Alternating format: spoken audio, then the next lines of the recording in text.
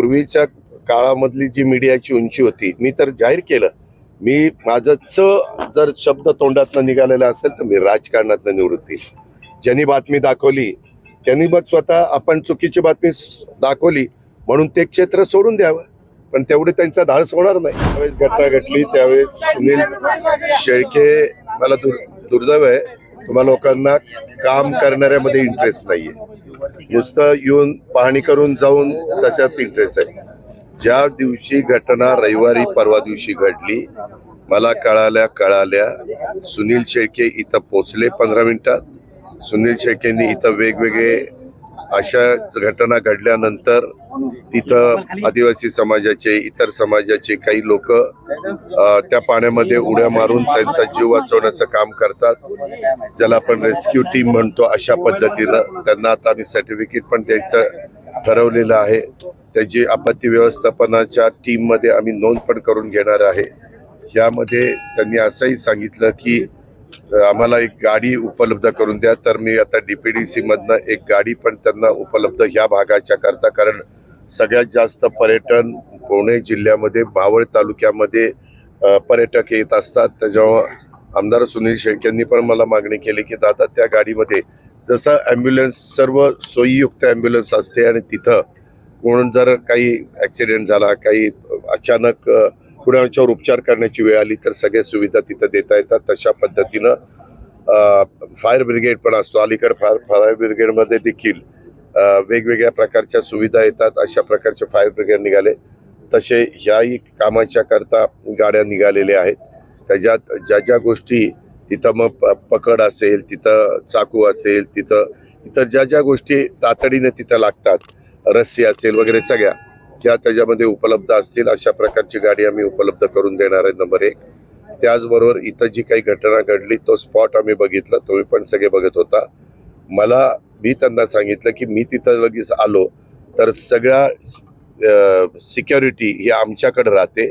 आपल्याला पहिल्यांदा तिथं जखमी असणारे आणि जर कोणी जीवितहानी झाली असेल तर त्यांना बाहेर काढणं हे सगळ्यात महत्त्वाचं होतं. त्या गोष्टीला आम्ही अग्रक्रम दिला आणि तशा पद्धतीनं 4 व्यक्ती दुर्दैवाने त्यांचं दुःखद निधन झालं. बाकीचे जे पेशंट आहेत त्यांना मी आत्ताच दवाखान्यामध्ये भेटून आलो. त्यांनी पण सांगितलं की आम्हाला 7 दिवसांनी दिल्लीला जायचं, आमची कुठली दुसरी व्यवस्था करा. त्यांना स्पेशल विमानाची पण व्यवस्था करण्याचा निर्णय आम्ही घेतलेला आहे. तशा सूचना पण दिलेल्या आहेत.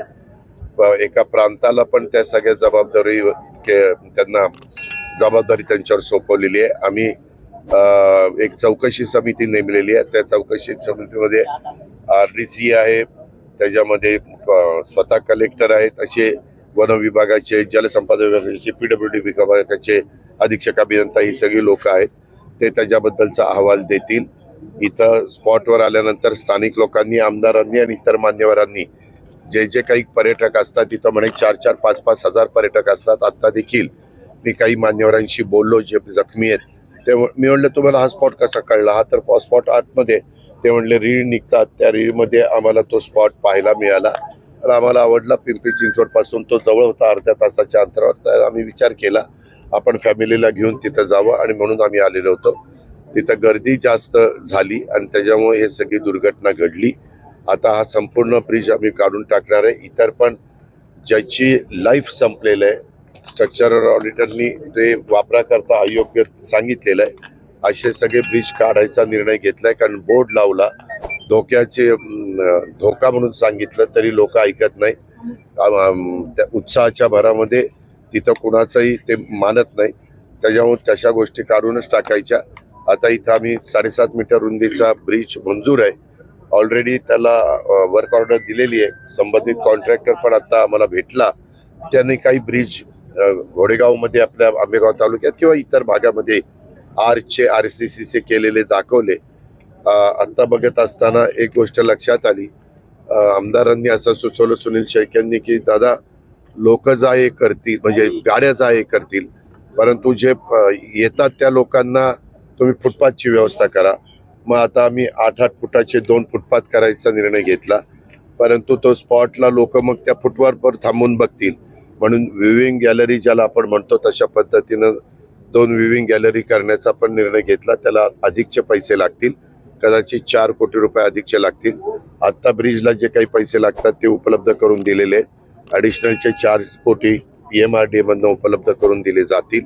त्याला मी म्हणलं की बाबा लवकर काम कर. तो म्हणला किती काही केलं तर आता पावसाचे दिवस आहे, तिथं पाईलिंग घ्यावं लागतं, इतर गोष्टी घ्याव्या लागतात, तर ते पाण्यामध्ये घ्यायला अडचणी येतात.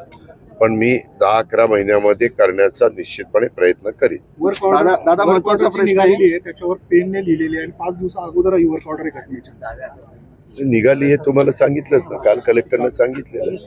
मग त्याच्याबद्दल चौकशी होईल ना. आता कलेक्टरच्या अध्यक्षतेखाली मी पहिल्यांदाच आपल्याला सांगितलं की चौकशी समिती नेमली. आज कॅबिनेटमध्ये अशा मोठ्या प्रमाणावर पर्यटक महाराष्ट्रातल्या वेगवेगळ्या स्पॉटवर, जिथं धबधबे आहेत, जिथं नद्या आहेत, जिथं ओढे आहेत, जिथं नाले आहेत, अशा ठिकाणी जातात आणि तिथं आनंद घेण्याचा प्रयत्न करतात, भिजण्याचा प्रयत्न करतात.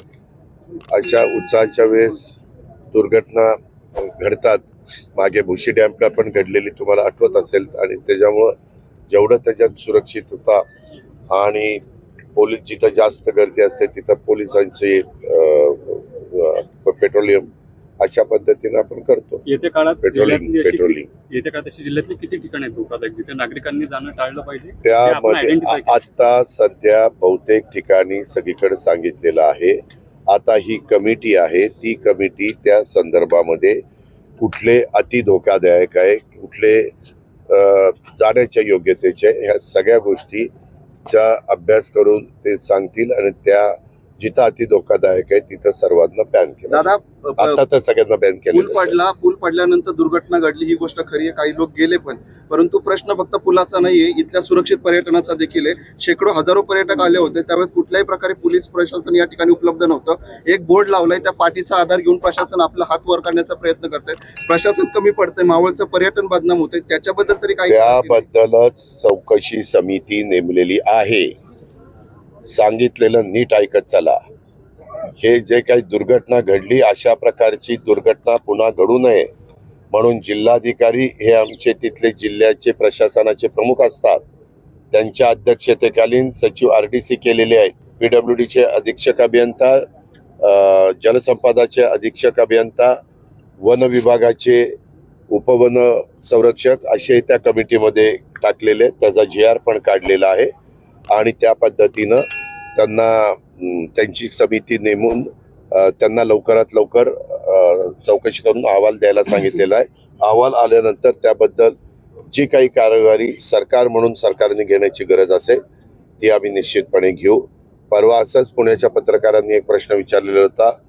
मागच्या वेळेस वारी पालख्या ज्या आमच्या 10 महत्वाच्या